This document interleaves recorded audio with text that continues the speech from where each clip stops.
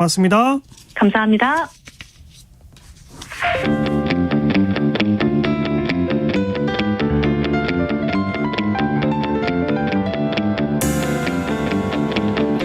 돌아가지 않습니다. 직진 본능 직설하고.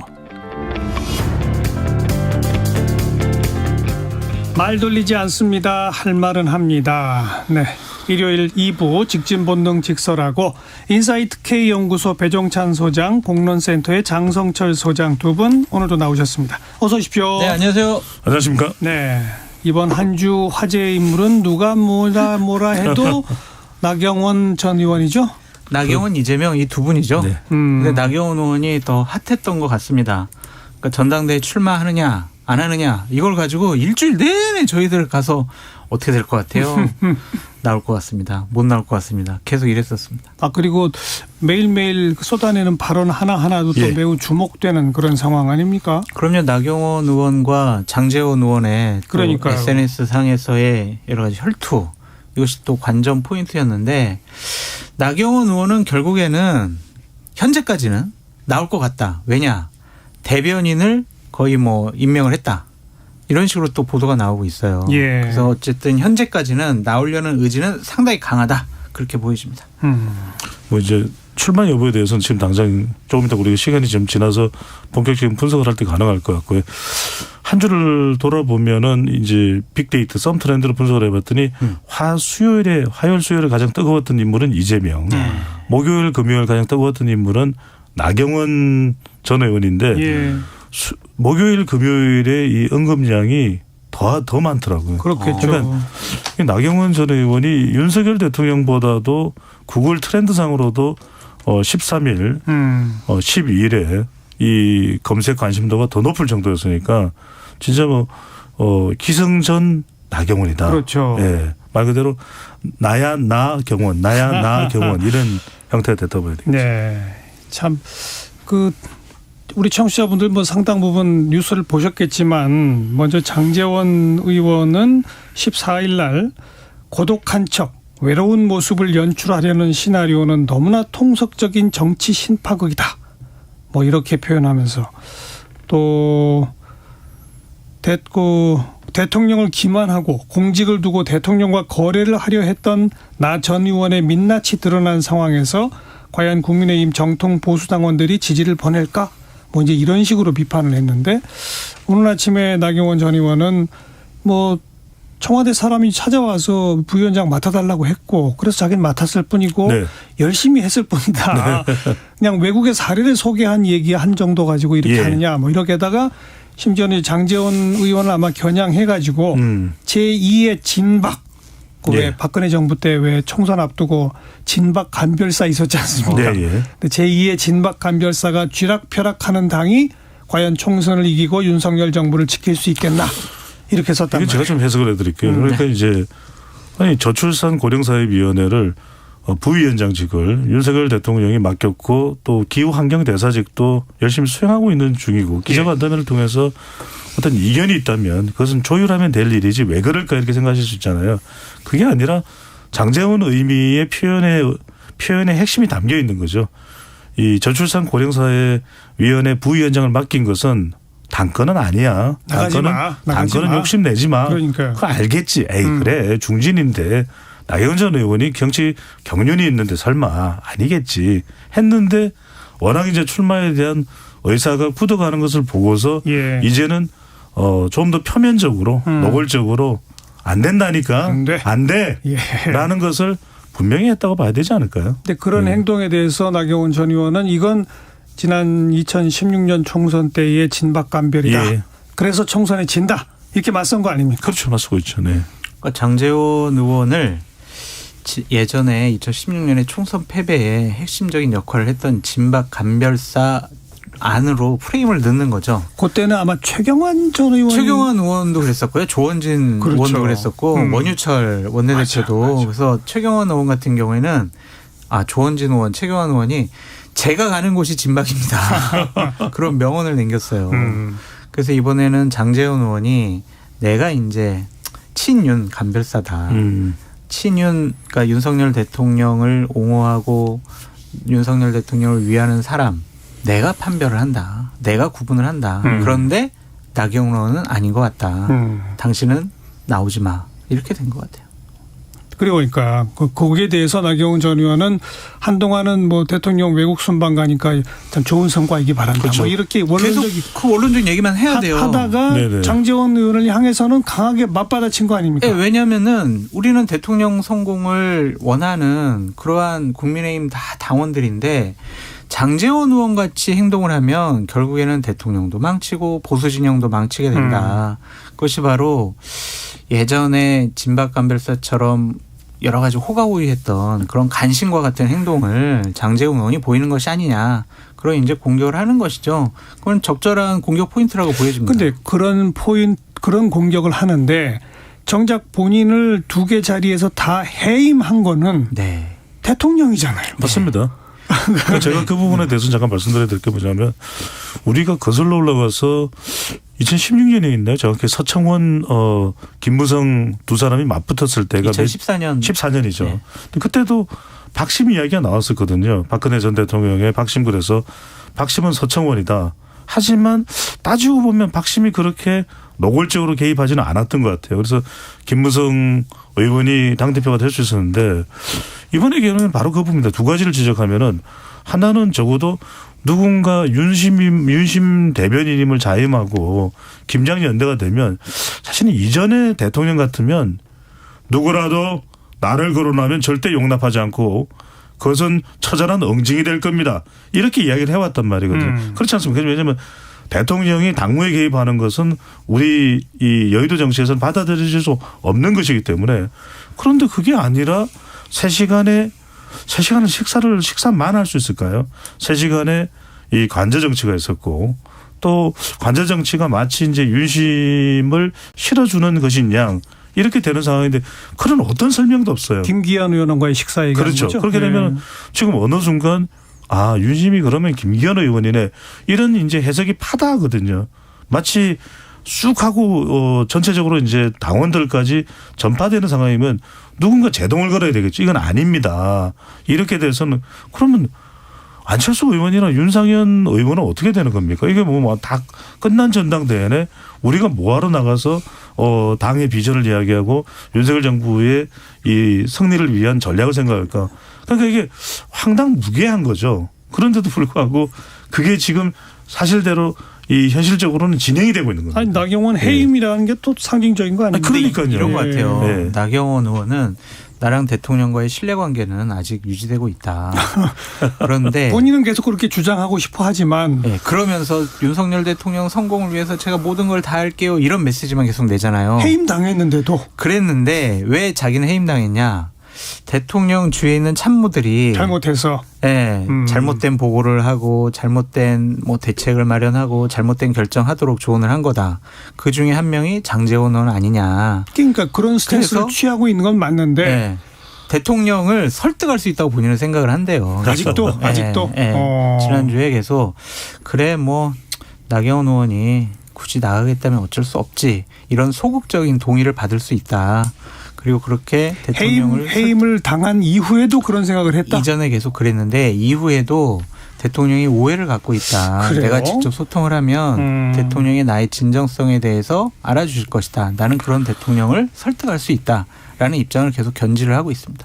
제가 30년 동안 데이터를 분석하면서 이런 이 표현에 대해서는 분석에 대해서는 좀 정정을 시도해야 될 것 같아요. 많은 사람들이 어떤 해석을 하면서 네. 아이고 그 대통령 주변에 있는 사람들이 잘못한 거야.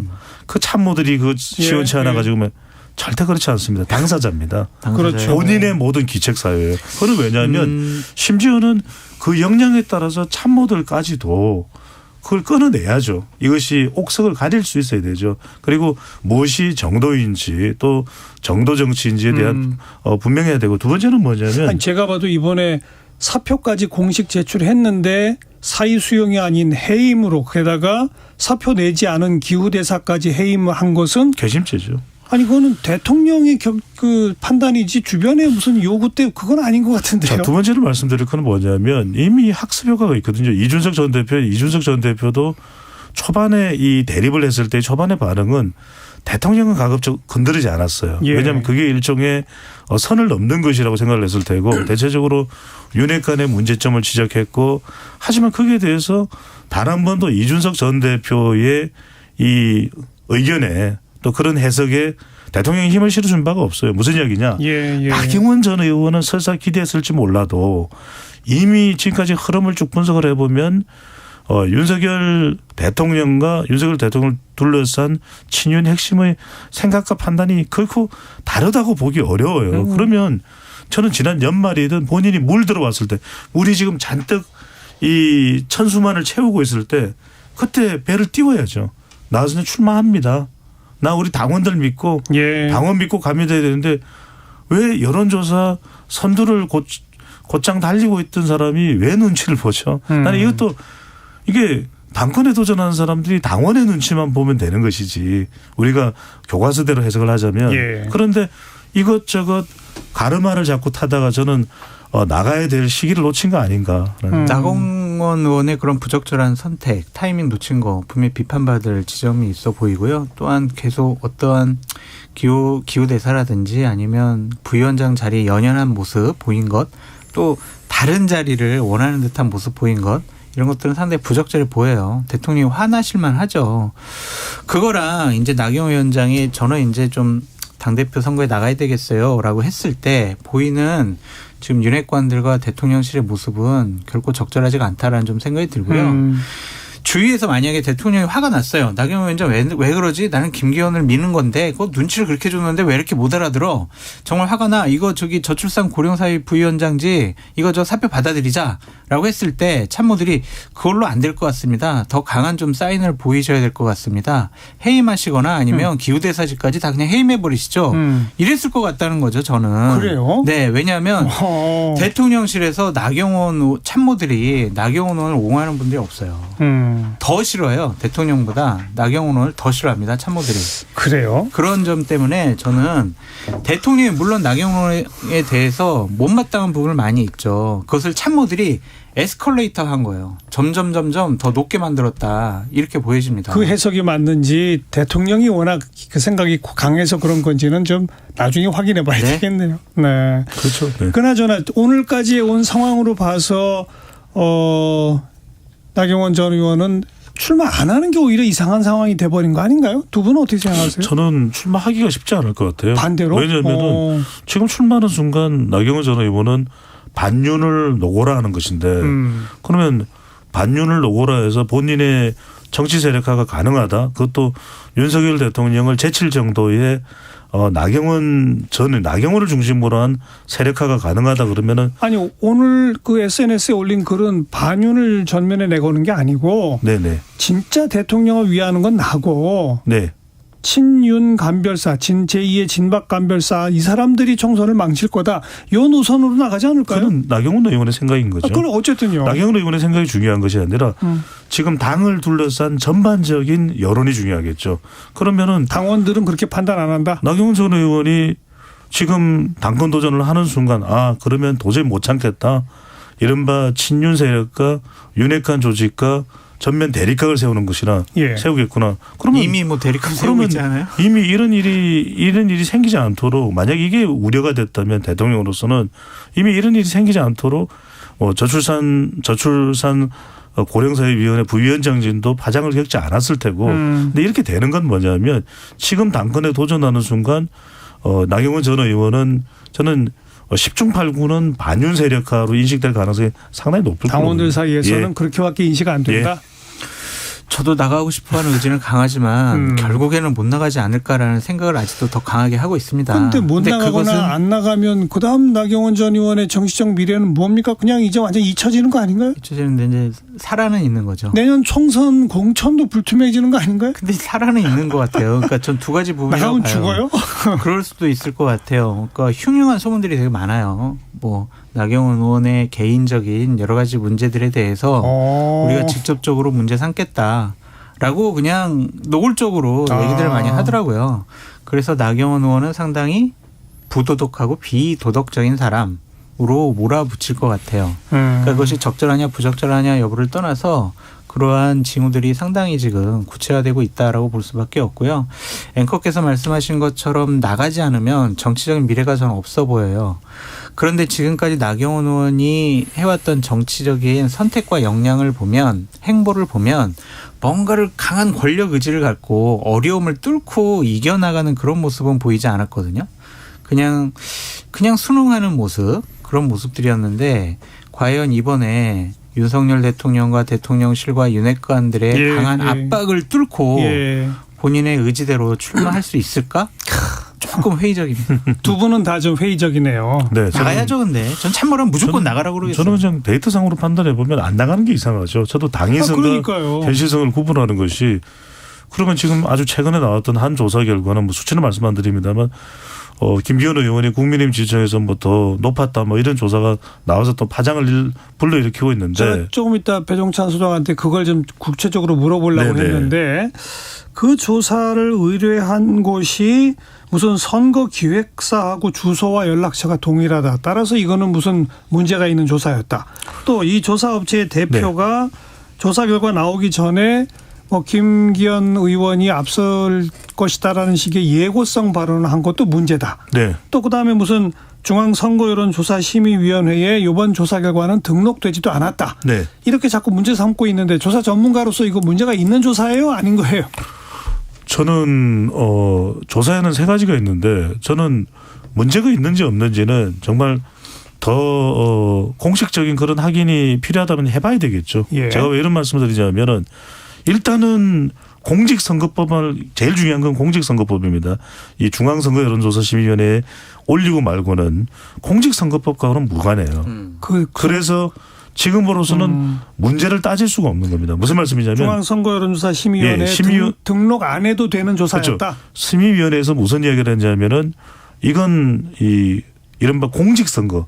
당대표는 공직선거, 공직이 아니거든요. 맞아요. 그러니까 공직선거가 아니기 때문에 공직선거법에 의한 선거 여론조사는 등록을 했지만, 이거는 말 그대로 당대표 선출 여론조사인 거죠. 그리고 이제 또 하나는 뭐냐면, 정당 지지율을 발표했을 때는 등재를 해야 됩니다. 그런데 이건 정당 지지율을 공개 안 했거든요. 그냥 국민의힘 지지층인지 여부만 확인을 했기 때문에. 알겠습니다. 근데 마지막에 이제 이 말씀하신 대로 그 두 가지 짧게부터 말씀드리면, 한 방송에 나가서 이걸 발표하기 전에 나가서 저도 이제 그건 다시 한 번 더 이 목요일날 녹취록이 있으면은 그 내용을 이제 방송 녹취록이 있으면 확인을 해봐야 될 것 같은데, 김기현 의원이 확실히 앞섭니다. 앞서는 결과를 제가 본 적이 있습니다. 이러면 문제될 것 같아요. 그렇게는 말 안 한 것 같은데. 근데 그게 아니라 나경원 전 의원은 좀 주춤할 수 있고, 최근에 김기현 의원이 상승하는 추세입니다. 그건 맞는 말이에요, 사실은. 왜 그러냐면, 실제로 지난주 초반에 쭉 일주일간 연속되는 연장선상에서 보면은 나경원 의원이 좀 주춤하고 김기현 의원이 올라간 추세는 많은 방송에서 이미 보도를 했던 내용이에요. 그런데 이제 결과적으로 그 발표가, 조사 결과 발표가 그 다음 날 나니까 이제 이 리얼미터 대표가 집중 포격을 당하겠죠. 마지막에 부분은 이제 컨설팅 회사와 이 조사를 의뢰한 미디어 트리뷴의 연락처와 주소가 같다. 그래서 여기 전제가 있어야 될 것 같아요.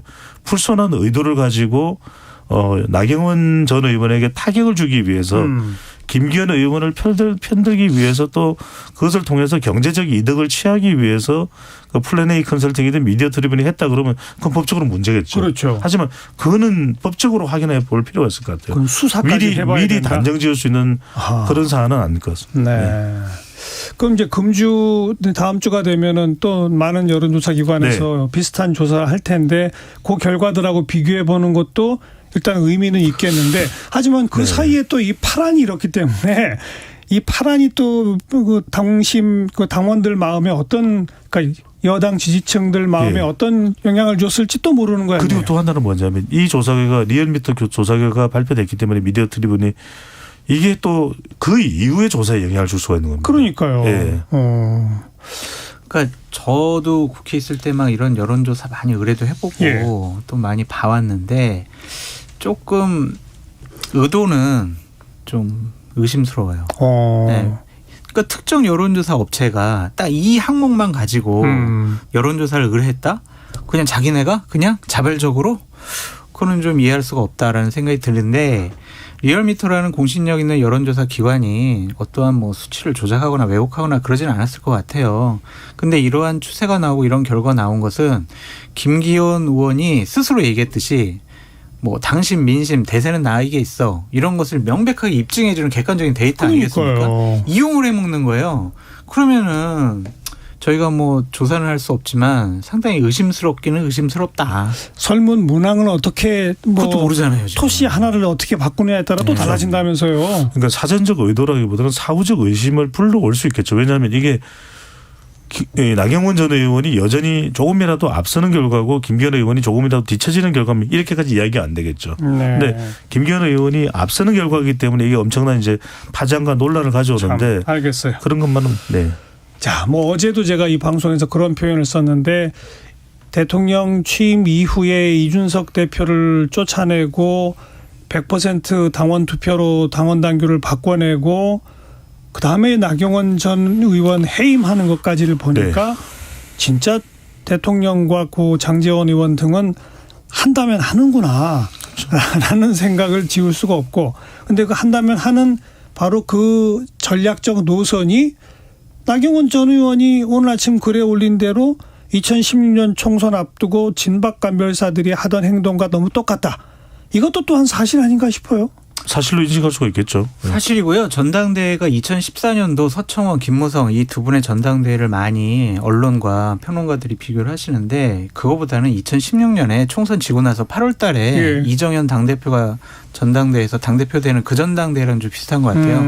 봐 우리 사람이 대통령과 같이 호흡을 같이 하는 사람이 당대표가 돼야 돼. 최고위원도 다 우리가 싹쓸이해야 돼. 그래가지고요. 강석호 의원 비밖에 딱 한 명 되고 나머지 6명이 다 친박으로 지도부가 구성이 됐었어요. 그래서 그냥 무조건 박근혜 대통령님 만세 충성 이런 분위기를 쫙 몰고 갔었거든요. 그 결과 당이 어떻게 됐습니까? 그 결과 보수 진영이 어떻게 됐습니까?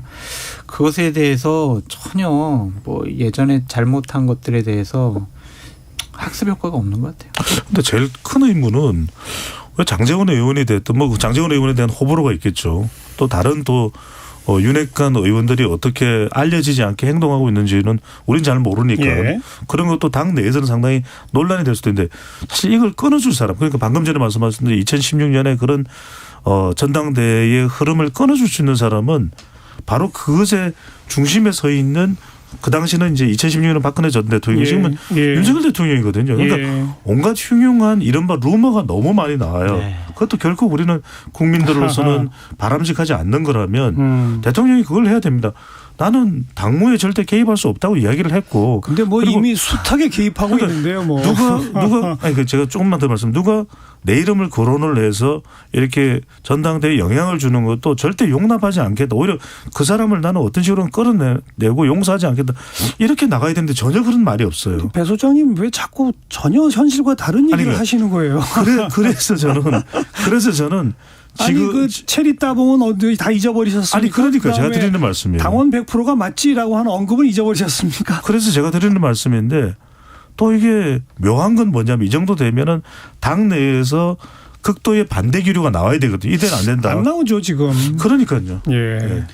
조금 더 거슬러 가면 그 박근혜 전 대통령이 대통령에 당선될 때 그때는 김종인 그리고 안대희 이런 카드를 써서 경제민주화 또 사법 정치개혁 이런 화두를 선점하면서 대통령이 당선이 됐습니다. 당선되자마자 김종인 안대희는 완전히 내치고 그렇죠.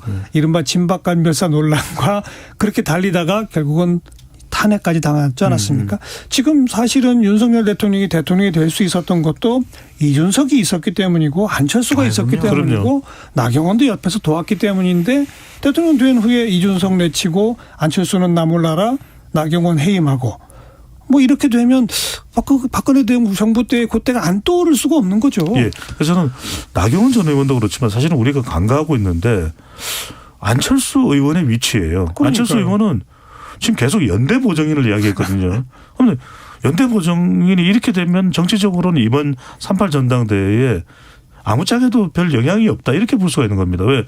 끝까지 윤심이기 때문에 연대 보정인을 아무리 주장을 해봐야 그건 소용이 없다. 그러니까요. 지금 윤석열 대통령의 마음이 김기현 의원에게 실려 있느냐 아니냐 또는 다른 후보에게 실려 있느냐 아니냐 나경원 전 의원을 배척하는 거 아니냐 여기 실려 있는 것이거든요. 그러면 아니 눈 뜨고 그러면은 전당대회가 특정 후보에게 윤심이 끝까지 실려가서 그러면 다른 후보들한테는 사실상 현실적으로는 기회가 없다는 이야기거든요. 점점 그러면 잊혀져가요. 그러면 안철수 의원이나 윤상현 의원 같은 경우에는 덜러리만 서고 끝날 것이냐. 저는 그건 아니라고 봐요. 그러면 안철수 의원의 승부수를 저는 던진다고 봅니다. 그러면 뭘로요? 왜냐하면 단판을 짓겠죠. 누구랑요? 아니 윤석열 대통령이 감히 해외 순방 아니 그렇게 되면 아무것도 못하죠. 지금 아무것도 못하고 있잖아요. 그래서 저는 단판을 지으려 해도 윤 대통령이 나는 관심 없어 이래버리면 어떡합니까?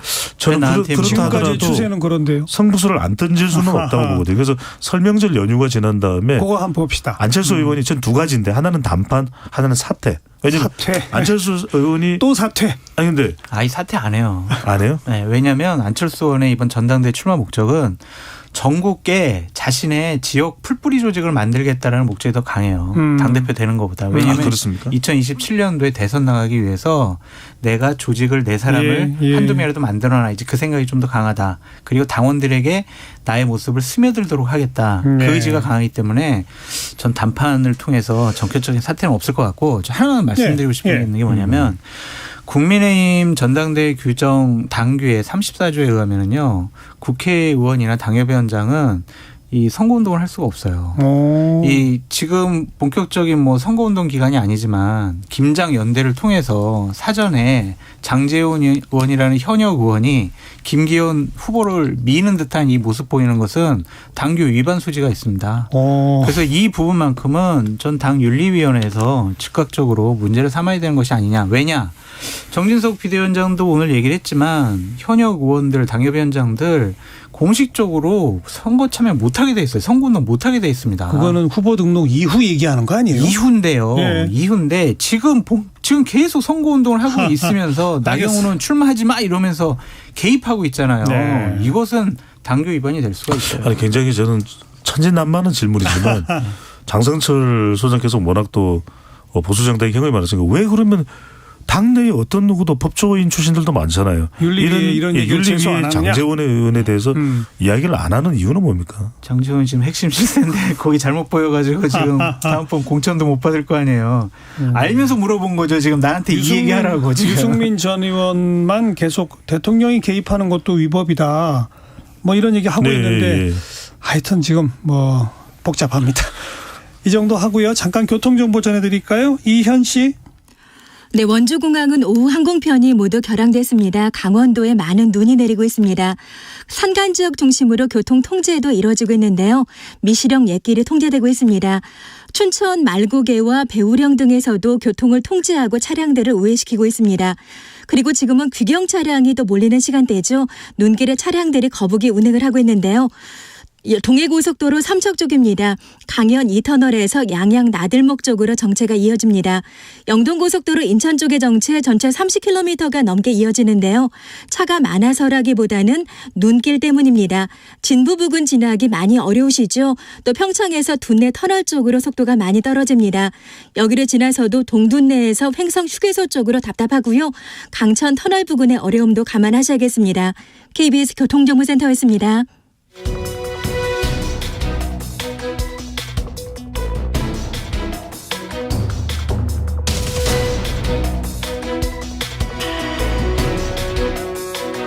여러분께서는 직진 본능 직설하고를 듣고 계십니다. 정관용의 시사본부 일요일 2부 직진본능 직설하고 인사이트 K연구소 배종찬 소장, 공론센터 장성철 소장 두 분과 함께하고 있습니다. 조금 아까 이제 우리가 분석한 대로 지금 전당대회를 향해 가고 있는 국민의힘의 모습이 과거 박근혜 정부 때를 떠올리게 한다. 뭐 이런 분석은 다들 동의하고 있지 않습니까? 네. 그렇다면 민주당 사람들 내지는 민주당을 지지하는 사람들은 매우 기뻐하거나 행복해야 하는데 그렇지 않죠. 네. 그렇지 않고 지지도는 오히려 지금 국민의힘 지도가 높게 나오는 그 핵심에 결국 이재명 대표가 있는 거고 그 이재명 대표가 검찰청사 앞에서까지 지금 모습을 드러낸 거 아닙니까? 이재명 당대표의 사법적인 리스크는 정말 위험도가 점점 높아지고 현실화되고 있다라고 볼 수밖에 없죠. 당연히 성남FC 건과 관련해서는 기소는 기본이고 구속영장, 체포영장 할 거냐 말 거냐 그거 가지고 검찰이 고민할 것 같다라는 좀 생각이 들고요.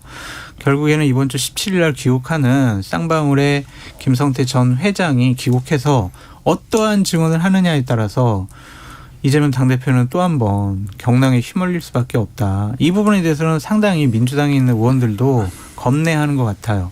변호사비 대납도 문제지만 결국에는 대북 송금도 상당히 큰 문제일 수밖에 없다라고 판단할 수밖에 없습니다. 변호사비 대납은 직접적으로 돈을 준 흔적이나 계좌가 없어요. 그런데 대북 불법 송금 같은 경우에는 70억 원이 일단은 북한 쪽으로 넘어간 그 계좌까지 다 나왔거든요. 그리고 당시 경기도지사인 이화영 평화부지사가 이것과 연루돼 있다라고도 지금 보도가 나오고 있잖아요. 그러면 만약에 김성태 회장이 들어와서 제가 뭐 이화영 전 부지사 얘기만 듣고 좋겠습니까? 이재명 경기도지사가 주라고 그래서 했습니다라고 하게 된다면은 이거는 정말 감당할 수 없는 큰 폭풍에 휘말릴 수밖에 없다라고 말씀드립니다. 그러니까 이제 엎친 데 덮친 격 현상으로 봐야 되겠죠. 그러니까 예. 이 부분을 뭐 단 한 건으로 또 단기간 내에 털어낼 수 있는 거라면은 이재명 리스크라고 하지 않을 텐데. 그래서 저는 뭐 이게 뭐 사법 리스크다 검찰 리스크다 주장이 다르니까 그냥 이재명 리스크로 보고 윤석열 대통령도 윤석열 리스크죠. 그러니까 양쪽 다 이 윤명 대전쟁 속에서 각 진영의 이 지도자 사이에 리스크가 진행되는 겁니다. 그런데 이제 이재명 대표의 리스크와 관련해서는 계속해서 이게 이어지거든요. 근데 이어지죠. 문제는 뭐냐면은 사법적인 대응 같으면 이건 어차피 대법원 선고까지 재판정으로 가야 된다는 이야기를 이재명 대표도 했기 때문에 3년이 걸지 5년이 걸지 하세월입니다. 쌍방울에 누가 오든 말든. 두 번째로 이제 정치적인 평가는 총선 때 이루어질 거고요. 근데 뭐가 문제냐면 여론의 평가입니다. 이게 정관용 의원께서 말씀하신 대로 계속 뭔가 뉴스는 쏟아지고 또 방송에서 다루게 되거든요. 예. 그러면 나경원 전 의원 변수 때문에 그러면 이번에는 그래도 국민의힘 내부의 문제 생기니까 더불어민주당 지지율이 좀 올라갈 수 있겠네. 반사이익을 얻을 수 있겠네. 그런데 그를 즈음해서 17일에는 또 김성태가 또 소환돼 들어와요. 예. 전 쌍방울 또 회장. 뉴스 나오죠. 그럼 또 뉴스가 되거든요. 그러니까요. 그런 게 또 계속 이어지고 얼마 지나고 나면 또 김만배가 입을 열었다. 뭐 예. 이런 뉴스가 쏟아질 수밖에 없기 때문에 문제는 뭐냐면 지지율입니다. 아니, 이 그래서. 정당 지지율에 예. 이 중도층과 MZ세대가 도무지 흡수가 되지 않거든요. 그러니까 지금까지의 추세상으로 보면 계속해서 뉴스는 더 쏟아질 것이 뻔하고 다른 수사도 또 계속 진행될 것이 뻔하고 그렇죠. 그렇게 되면 이제 총선에 다가오면서 민주당의 정당 지지도가 국민의힘보다 툭 밑에 있는 상황이 지속된다면 민주당 내에서 이재명 대표 체제 갖고선 총선 못 치르겠다라고 한 얘기가 나와서 그 지도 체제를 변화시킬 가능성이 있느냐. 예. 지금 윤 대통령에게 대드는 국민의힘이 없듯이 민주당도 지금 그게 없는 거 아니냐 이러는 거죠. 근데 만약에 구속당하지 않고요. 이재명 당 대표가 그래요. 제가 사법 리스크 때문에 제가 당 대표직 그만둘게요. 그러지 않는 한 글쎄요. 이재명 당 대표가 계속 내년 총선 공천까지 할 수밖에 없어요. 제 말이지 그 말입니다. 그러니까 그러나 지지도가 쭉 떨어지면 당내에서 뭔가 다른 목소리 나오긴 나올 텐데. 근데 만약 당 대표 내려놓는 순간 이재명 당 대표는 자기는 진짜 죽는구나라고 생각할 것 같아요. 그러니까 대표를 내려놓지 않더라도 당내에 다른 목소리가 나와서 이걸 비대위 체제식으로 전환할 가능성이 있느냐 말이죠. 저는 크지는 않다고 보는데 왜냐하면 대체 불가예요. 그러니까 이재명 대표 아니고 다른 사람이 이낙연 전 대표 아무리 저도 빅데이터나 정량적인 데이터를 봐도 그게 안 나오는데 다만 한 가지 이제 기준은 있을 것 같습니다. 왜냐하면 지지율이 평균적으로 거의 뭐 한 일주일, 2주일간 발표된 모든 여론조사에 더불어민주당 지지율이 25% 미만일 때 이건 왜 위기냐면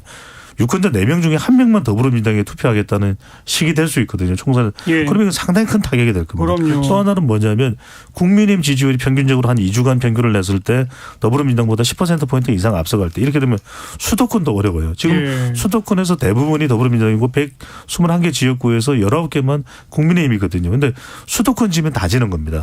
이번 총선은. 그래서 저는 그렇게 된다면은 비대위를 좀 생각해 볼 가능성도 저는 열려 있다. 그렇게 된다면. 결국엔 축선을 앞두고 여론조사겠죠. 그러니까요. 100석 이하 뭐 예. 이런 망할 거야. 그러면은 당연히 다른 체제를 꾸리려고 하겠죠. 그래도 이재명 당대표는 끝까지 버틸 것 같다. 예를 들면 이런 얘기도 있잖아요. 구속당하더라도 옥중 공천할 거야. 이 정도로 권력 의지가 강한 것으로 보여집니다. 네, 뭐 저희 연초부터 사실 우리 분석은 비슷하게 가는데 예. 국민의힘이 전당대회를 앞두고 지금 가고 있는 모양새는 참 별로 국민의힘에 도움이 안 되는 전략과 모양새로 가고 있다라고 맨날 분석합니다. 예. 그럼에도 불구하고 그게 총선에서 먹힐지도 몰라라는 생각이 나오는 건 민주당도 안 좋은 방향으로 특히 이재명 리스크가 워낙 크게 여론을 붙잡고 있기 때문 아닌가. 뭐 이런 분석을 할 수밖에 그러니까 없는 거예요. 깜짝 놀랄 일이 전 세계의 정치선거공학 교과서를 다 뒤져봐도 이런 사례가 없습니다. 케이스 스타디를 할 수가 없고 첫사례입니다.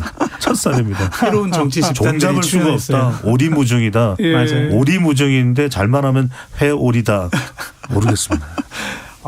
분석이 불가능해요.